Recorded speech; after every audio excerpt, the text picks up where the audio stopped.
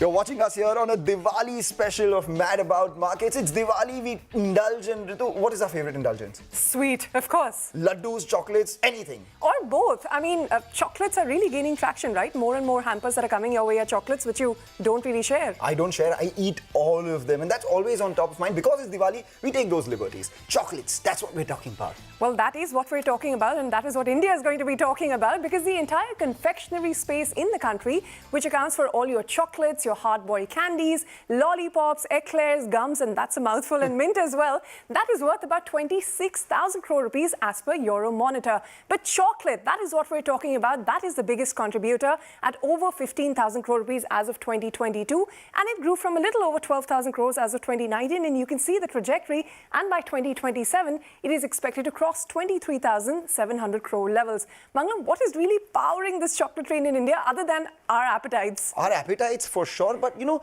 it's the classic template for Mad About Markets: growing population, growing disposable income, and it's lending itself to the growth that we're seeing in the chocolate market as well. Shifting consumer taste. People are looking at exploring newer avenues of sweet consumption, rising middle class disposable income. They've been key growth drivers for the mass chocolate market, which accounts for majority of the 15,500 crore that Ritu just spoke about. But increasingly, there is a fascination, love for international luxury chocolate experiences. There are a lot of local artisanal brands coming in, and now there is also the increased awareness of health benefits of dark chocolate. Whatever be the reason, people are spending a lot of money, and a lot of waste share is what the chocolates are gaining these days. Well, a lot of people are gaining waste share, like you said, but these companies are making lots of money. We'll quickly introduce our guests that have all the insights we need today. We have R.S. Sodhi, the Managing Director of Amul, with us. Also, Vikram Karwal, the Senior Director, Marketing at Mondelez India. And also joining us on the program is Kalpesh Parmar, the Country General Manager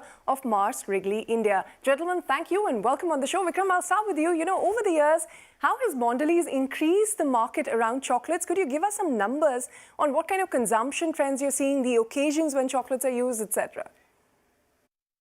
Yeah, I think our endeavor over the years in Mondelez has been to drive penetration for the chocolate category and also improve consumption, not just in urban areas, but also in rural areas by driving relevance for the category on different occasions. Also by introducing different products which cater to different needs for the consumers. So the penetration of the category today stands at about 40%. Which means 40% of the consumers are consuming chocolate category at least once a year. And we have also delivered very strong and relevant communication over the years, which has engaged consumers with the category and driven consideration. Take your point on all those factors that you spoke about, because Mondelez has been the key. For India, chocolate market equates to Cadbury Dairy Milk, as we'll find out now. But we also have Kalpesh with us. Kalpesh, you know, from a Mars Wrigley standpoint, we have seen a lot of growth drivers. What, according to you, are the drivers, and how big, importantly, can it be going forward? The chocolate category in India is still at a nascent stage. The consumption in India is probably anything around 300 grams per person per annum, depending on what research piece you see. That means the category is, the chocolate category in India is close to 15,000 crores. Yeah. Now, there is a trend of health and wellness. Apart from that, there is a trend of indulgence or small moments of happiness. So if you combine and give people a bit of nuts, a bit of chocolate, a bit of packaged quality products, that's where this category can go from the current 15,000 crores to probably 150,000 crores in the next 10 to 20 years. Yeah, as long as we are able to give the right quality at the right price, at an affordable price. It's not just about operating in the large cities, but how do we have these products offered in markets like Allahabad and Indore also, and not only in the metros. Of course, during COVID, what happened is people were more comfortable while working from home. They wanted to also snack at home. And that's where their comfort level with packaged foods, snacks which are packaged, grew a lot more. And that's where we've been seeing some great growth in the range of 10% in terms of CAGR. And I think this should continue. As I said, the category should grow from 15,000 crores to much higher numbers in the next 10 to 20 years. And the immediate 3 years also looks pretty exciting. Well, the pandemic snacking is taking some time to get rid of, but we've heard from the international players. Mr. Sodhi, for you, how important is chocolate as a category? Of course, Amul has a great brand, great recall, but Indian players like Amul do have a lower market share. Well, first thing is, let me tell you, chocolate category is a growing category in India because now everybody wants to consume cocoa-based, some sweet things. So, and chocolate meets that requirement. Now, Indian chocolate market is around, as per our estimate, 15,000 crore per annum. It's growing at the rate of 15 to 16%. But Amul is in a different category. We are not in the usual category of chocolate with more of sugar and other products. We are, for the last 4 or 5 years, we are stressing more on more cocoa-based, where chocolate content is or cocoa content is more, maybe 55%, 75%, 85%, even 99%. And right now, if you see value-wise, we are number 4, but volume-wise, we are number 3. And our market share today is around 3 to 4%. Okay. And we have seen in that category, growth is coming maximum. I mean, we put up a new plant just 3 years back, which are 5x of a capacity. And now we are again doubling it. And the way we are growing, the growth rate is 40-50%. I think in next 2 years, Amul will be a 1,000 crore rupees brand as far as niche dark chocolate are concerned. Well, do hang on, gentlemen. We're going to talk about the components of the chocolate market as well. But before we do that, Mangalam, what is your favorite kind of chocolate? Any kind of chocolate is my favorite, but the one that I actually prefer is the ones which have wafer inside it. It's crunchy and it's got chocolate and it's just all things amazing. Well, you know what? You're in the minority here because what India really loves, because half of the chocolate consumed in India, it is actually in the form of tablet bars, the kind you see from Dairy Milk, Nestle, Amul, etc. And that is almost 45% of the market. 29% is count lines, which you like. That is chocolate filled with nuts, wafers, or toffee, like your 5-star, your Munch, your Snickers, Kit Kat, and whatnot. Then you have your chocolates and pouch packs. That's about 11%. A lot of this, us bought this on our birthdays to take to school, right? And then you have chocolates that have toys, which are gaining massive popularity. Kinder Joy, you know what I'm talking about. And then 5% is the rest of the market. Now, in what form does India really consume chocolate? The most commonly found one is still milk chocolate, accounting for about 58.5% of the market. Then you have your filled chocolates, the kind you like, about 31%. And 7.7% is dark chocolate. But don't be fooled by the small share of the dark chocolate, because this is the category which has been growing faster than the industry, and it increased from about 6.5% all the way to 7.7% in just a span of 3 years. So the question, Mangalam, really is dark chocolate the dark horse of the chocolate industry? I think you were waiting to make that word joke, right? But at lower levels as well, what it does is it's commanding a fair amount of premium, and increasingly consumers are preferring that, because we had a survey conducted by Mintel. They said that 37% of Indians strongly associate dark chocolate with health benefits. 39% said that they may also buy chocolates with added vitamins, minerals, etc. And 44% are willing to put their money where their mouth is. They are willing to pay a premium for healthier chocolate. So keeping these things in mind, companies have also tried to increase their customer base into the health conscious by introducing sugar-free, low-sugar, organic, vegan, gluten-free chocolates for all kinds of diet and health preference. Kalpesh, you're talking about chocolates being an indulgence, but a lot of people are increasingly getting health conscious. How do you convince health conscious consumers to actually go ahead and consume more chocolate? This category, as I said in the beginning, will grow 10x in the next 1 or 2 decades if we are able to combine these experience along with health and well-being related products. Like in US today, we have a product called Kind, which is large amount of nuts with chocolates. So as we move towards a chocolatey experience with a lot of health and well-being included in that, that's where the category will explode. Well, healthier chocolates to increase their penetration. But Mr. Sodhi, let me come to you because, Amul is in the premium category products largely. But the scale and mass, that still belongs to the smaller price points of 5, 10, 20 rupee chocolates. What are your plans on that front? In Indian market is for the lower end of the market is a bigger scale. And we are going to be in that category. We have got 5 rupees, 10 rupees chocolate. The wafer chocolates are there. Even our regular milk chocolate is there. So we'll be there in lower end of the market also. But when it comes to the dark chocolate, more cocoa content chocolate or high-end chocolate, I think Amul is the market leader today.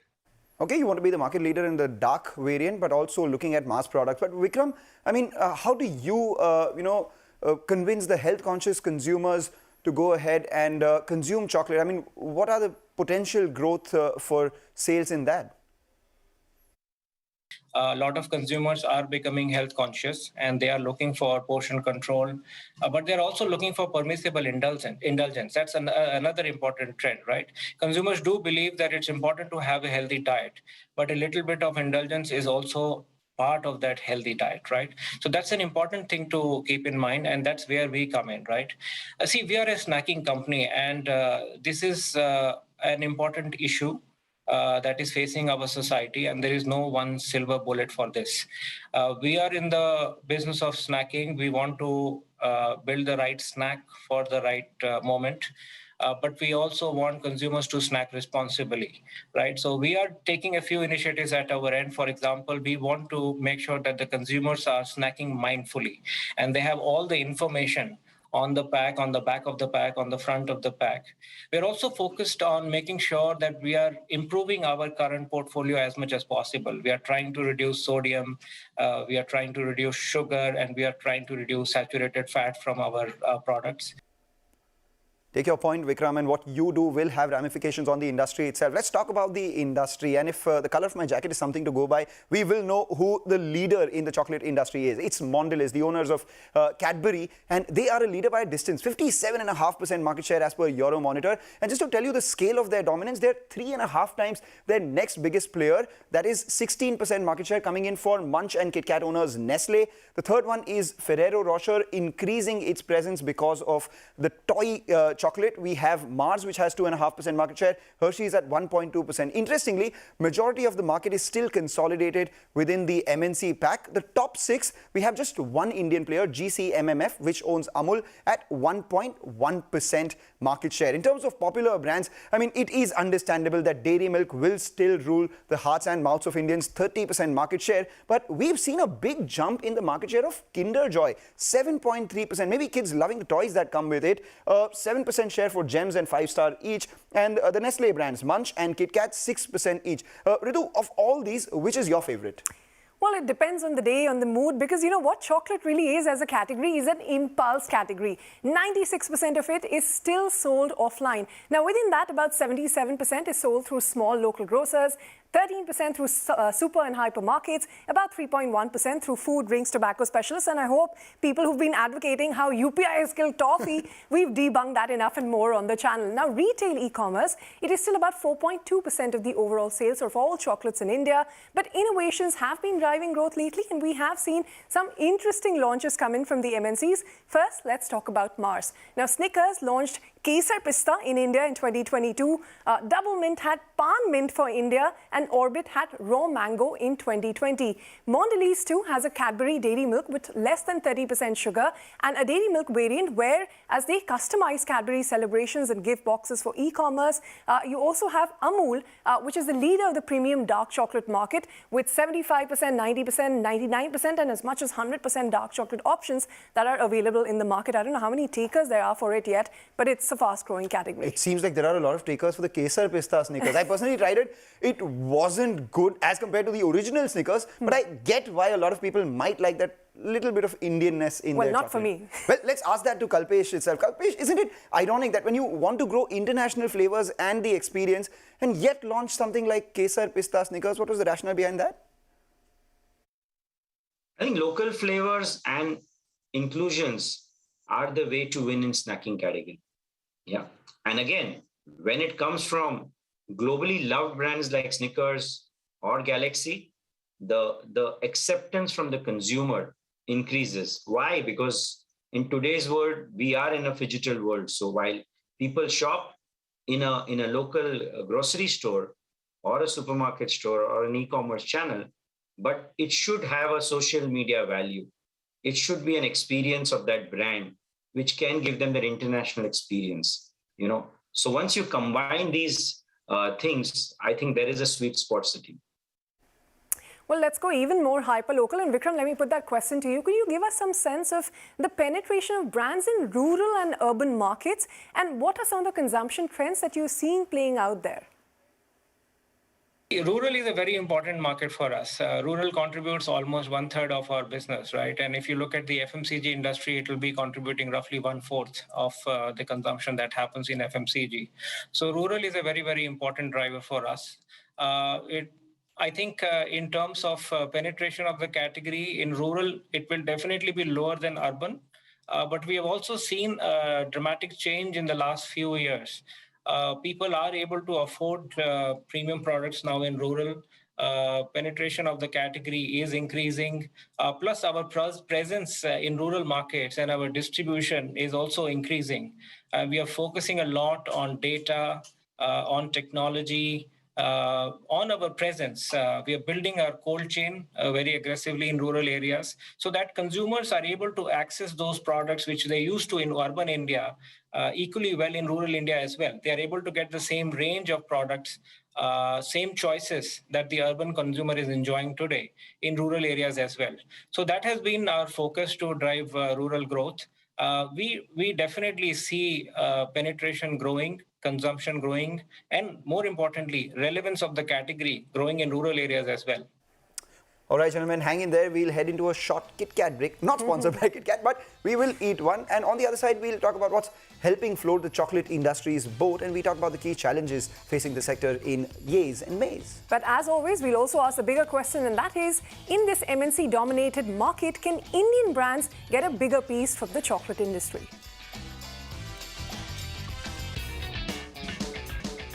Welcome back. You're watching us here on Mad About Markets. This is the Diwali special and we're focusing on the chocolate industry, and there's so much to talk. But as always, it's that time of the show when we focus on the yays and the mays. I wonder what could be the maze of chocolate. I mean, everything has to be a yay, right? I know, but we'll try. We'll try. Okay, we'll try. The biggest yay for me is that, India's per capita consumption is just 360 grams per year as compared to developed markets who consume 5 to 10 kgs of chocolate every year. So that's a long way to go, and that sounds delicious. 5 to 10 kgs of chocolate.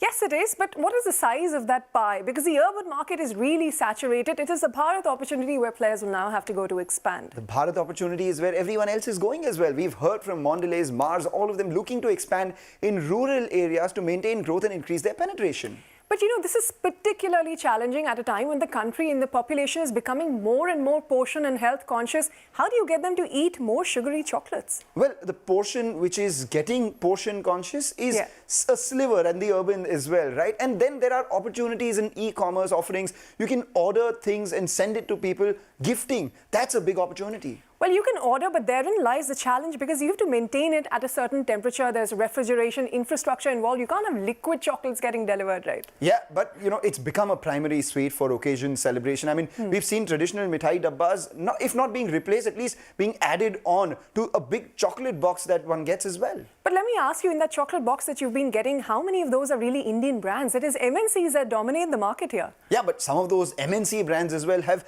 woven themselves into the fabric of India so much that it's difficult to imagine India without Cadbury, so to say. And, a lot of these MNC brands have also launched India-specific flavors. Kesar, pista, Snickers, anyone?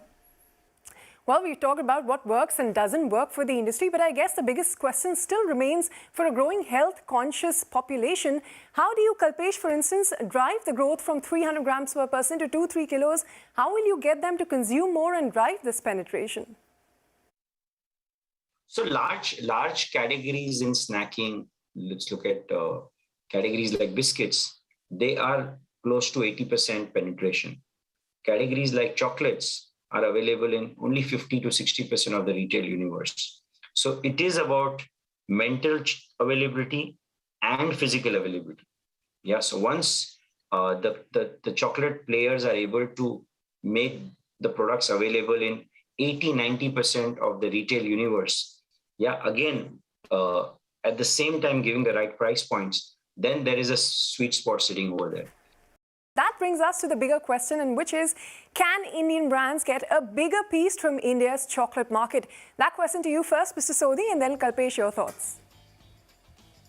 Yeah, you see, as far as our revenue is concerned, it may not be even today 1% of our total turnover, because last year it was 61,000 crore. But we feel that in another 2-3 years, we'll be at least having 10% market share. And I tell you, purpose is not only to have high top line or other thing. Purpose is to provide better price to the cocoa growers. So once Amul is there or Camco is there, others also have to pay more price, like we have done in the milk.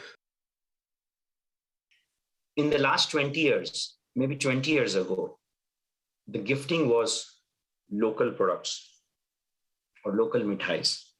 And thanks to the great work all the companies have done, today a huge percentage of gifting is through chocolates. And every time someone gifts a chocolate to someone, that's entry into new household. So I think it's going to be an and.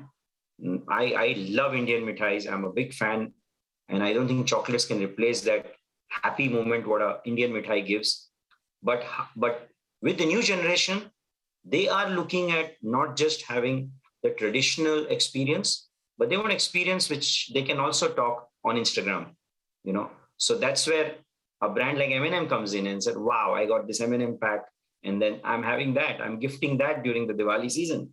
And that's where the category would grow. Having said that, from a 20-30 year lens, I believe both will coexist. But the millennials, Gen Zs might be more comfortable with these international experiences or local experiences which they resonate with.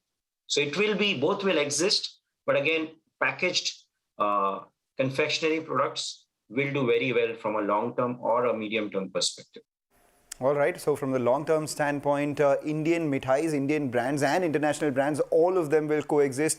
It will, so long as people like Ritu and me continue to eat all those sweets. But thank you, Mr. Sodhi, Kalpesh, Vikram, for joining us and giving us your perspective on the chocolate market. I think they whetted our appetite enough for us to just go grab a bite of chocolate. Thank you. And you all have a happy Diwali.